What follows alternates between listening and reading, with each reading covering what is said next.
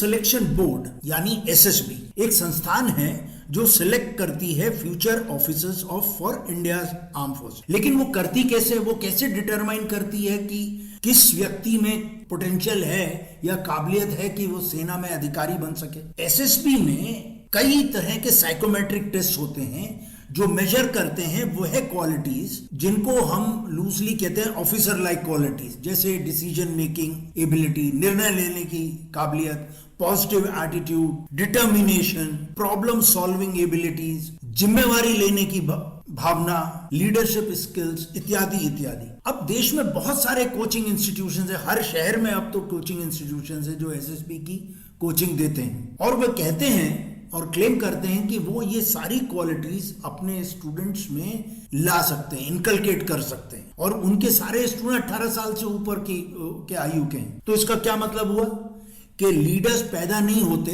बनाए जाते हैं। अब आप कल्पना कीजिए कि अगर हम अपने बच्चों में ये वांछित गुण और ये जो क्वालिटीज की बात कर रहा हूं मैं, decision making ability, communication, leadership skills, problem solving ability, logic, reasoning, बचपन से ही सही उपकरणों के साथ विकसित करना शुरू करें तो क्या यह संभव नहीं कि ये जो लॉजिक, रीजनिंग स्किल्स हैं, critical analysis skill, analytical skills हैं या निर्णय लेने की क्षमता घर पर ही विकसित कर सकें। जन्म के समय बच्चे का मस्तिष्क वयस्क मस्तिष्क का लगभग 1/4 होता है, जो पहले साल में दुगना हो जाता है। 3 साल की उम्र तक यह 80% और 5 साल तक 90% तक विकसित हो जाता है। बच्चों के मस्तिष्क के विकास अनुभव उस प्रक्रिया को आकार देते हैं जो यह निर्धारित करता है कि उनके मस्तिष्क का आधार भविष्य में सीखने, व्यवहार और स्वास्थ्य के लिए कितना मजबूत होगा या कमजोर। मस्तिष्क के इस महत्वपूर्ण विकास चरण में अरबों मस्तिष्क कोशिकाएं, जिन्हें न्यूरॉन कहा जाता है, एक दूसरे से संवाद करने के लिए विद्युत संकेत भेजती हैं। इन संकेतों से बनने वाले सर्किट मस्तिष्क की संरचना की मूलभूत नींव बनाते हैं। यह सर्किट और कनेक्शन तेजी से विकसित होते हैं और बार बार उपयोग होने से मजबूत होते जाते हैं। हमारा अनुभव और पर्यावरण ये निर्धारित करता है कि कौन से सर्किट और कनेक्शन अधिक उपयोग में आएंगे। जो अधिक उपयोग में आते हैं वे मजबूत होते जाते हैं और स्थायी बन जाते हैं। जो कम उपयोग में होते हैं वो धीरे धीरे समाप्त हो जाते हैं। अच्छी तरह से उपयोग किए गए सर्किट मस्तिष्क में गति से संकेतों को भेजने के रास्ते बना देते हैं। पहले सरल सर्किट बनते हैं और बाद में जटिल सर्किट के निर्माण के लिए आधार प्रदान करते हैं। इस प्रक्रिया के माध्यम से न्यूरॉन भावनाओं, मोटर स्किल्स, व्यवहारिक नियंत्रण, तर्क शक्ति, भाषा, स्मृति के लिए मजबूत सर्किट और कनेक्शन बनाते हैं जो विकास की प्रारंभिक और महत्वपूर्ण अवधि में अत्यधिक उपयोग से अधिक प्रभावी हो जाते हैं। एक प्रकार की क्षमता का विकास दूसरे प्रकार के सहयोग के बिना संभव नहीं होता है। जैसे कि एक घर का निर्माण सब कुछ जुड़ा होता है और जो पहले बनता है वह बाद के सभी विकास के लिए नींव बनाता है।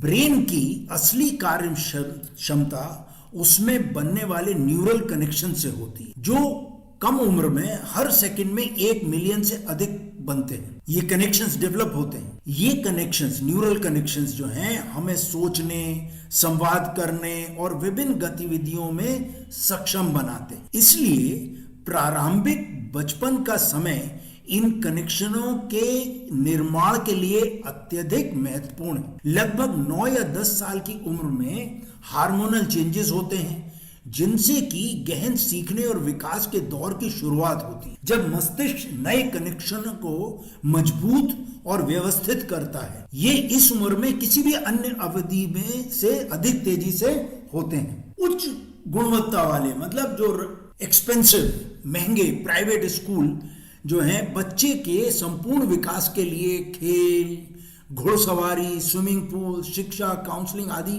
सभी सुविधाएं प्रदान करते हैं। उदाहरण के लिए इन स्कूलों में, मैं सिर्फ उदाहरण दे रहा हूं, अब आप समझने की कोशिश करिएगा। इन स्कूलों में परीक्षा में रटने की बजाय तर्क शक्ति बढ़ाने वाले प्रश्न पूछे जाते हैं। जैसे कि न्यूटन, एक स्कूल है जो साधारण सा है, वो पूछेगा कि न्यूटन के 3 लॉज ऑफ मोशन बताए, तो बच्चे ने बोर्ड रखा है, वो तीनों लॉज लिख के आ जाता है और उसको बढ़िया नंबर मिल जाते हैं, माँ बाप भी खुश हो जाते हैं और सोचते हैं मेरा बच्चा फिजिक्स में बहुत बढ़िया है। लेकिन अब हम दूसरे जो शहर के बड़े नामी गिरामी बड़े बड़े स्कूल्स हैं, वहां लेकिन दूसरे तरह का सवाल आएगा। वहां आएगा एप्लीकेशन बेस्ड, जिसमें थोड़ा सोचना पड़ेगा, अप्लाई करना पड़ेगा इसी लॉ को। वो पूछेगा आप बस में खड़े हैं और अचानक बस चल पड़ती है, तो आपके साथ क्या होगा और क्यों होगा? तो बच्चे को फिर उसका आंसर वही न्यूटन लॉ ऑफ मोशन में से निकलेगा, लेकिन यहां उसको उस लॉ को अप्लाई करना पड़ेगा। इसी प्रकार एक और एग्जांपल देता हूं। एक स्कूल में, साधारण स्कूल में बोलेगा आर्किमिडीज प्रिंसिपल बताएं, और दूसरे में हो सकता है जो अच्छा स्कूल है वहां पूछा जाएगा कि आप बताएं कि एक 100 टन का जहाज वो पानी में तैरता है, लेकिन अगर 2 किलो की लोहे की बॉल अगर आप पानी में डालो तो वो नीचे चली जाती है, ऐसा क्यों?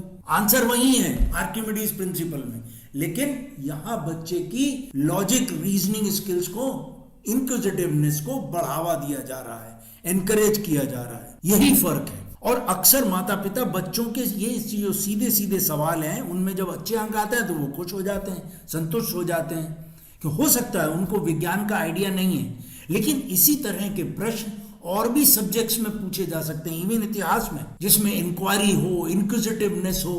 अब हालांकि गुणवत्तापूर्ण शिक्षा महंगी हो सकती है, लेकिन तर्क शक्ति, समस्या समाधान, मतलब problem solving ability, communication skills, ये विकसित करना महंगा नहीं है।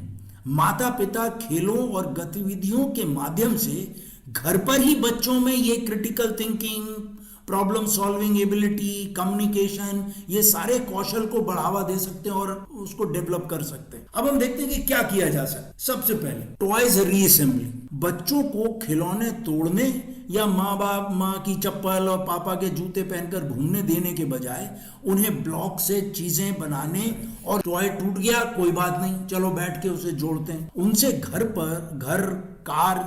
बनाना या कुछ भी संरचना बनाने को कहें। इससे उनकी रचनात्मक क्रिएटिविटी और समस्या समाधान की क्षमता विकसित होती है। अब आप पिक्चर देखें, ये जो मैं दे रहा हूं कि कैसे ब्लॉक्स के जरिए से बच्चा जो है वो नई नई स्ट्रक्चर्स बना सकता है। दूसरा, एनकरेज क्वेश्चंस। बच्चे स्वाभाविक रूप से बहुत सारे प्रश्न पूछते हैं, कभी कभी ऐसे जो बेवकूफी भरे लग सकते हैं।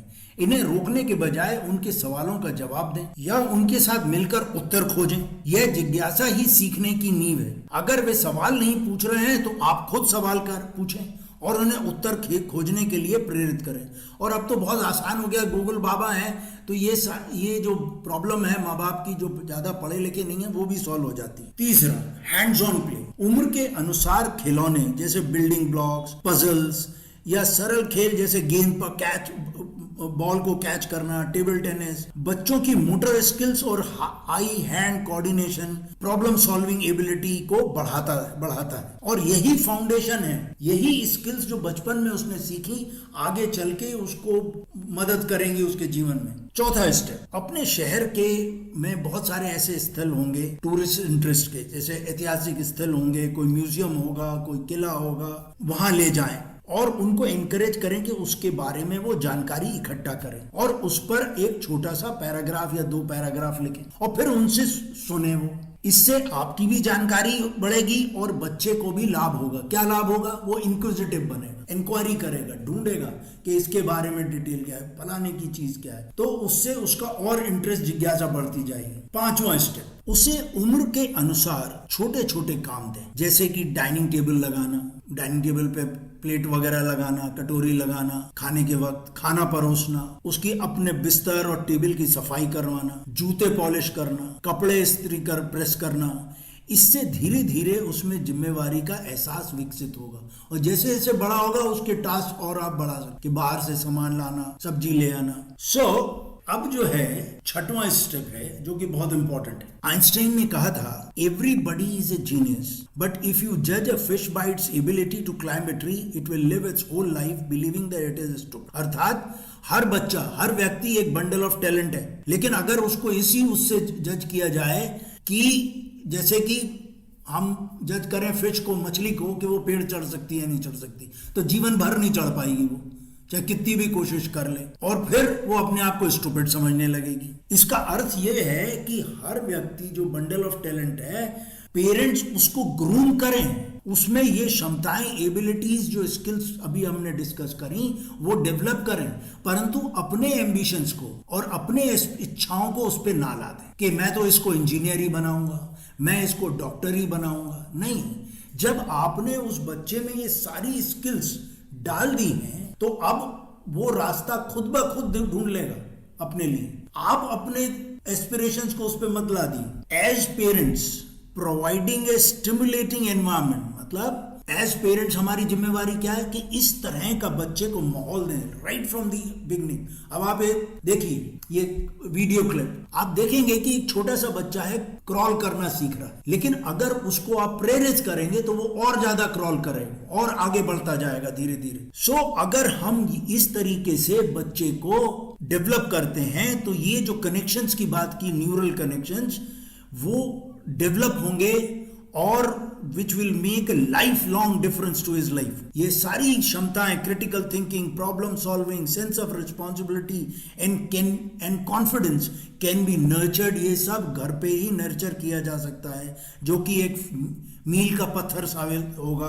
उसके सक्सेसफुल कैरियर के। सो investing time in these small activities, ये छोटी छोटी एक्टिविटीज में अपना समय लगाएं बच्चे के साथ और अपने बच्चे को काबिल बनाएं, ये स्किल्स दें, और जब वो स्किल्स आ जाएंगी वो बच्चा अपने आप अपनी राह ढूंढ सकता है। राइट, थैंक यू, जय हिंद।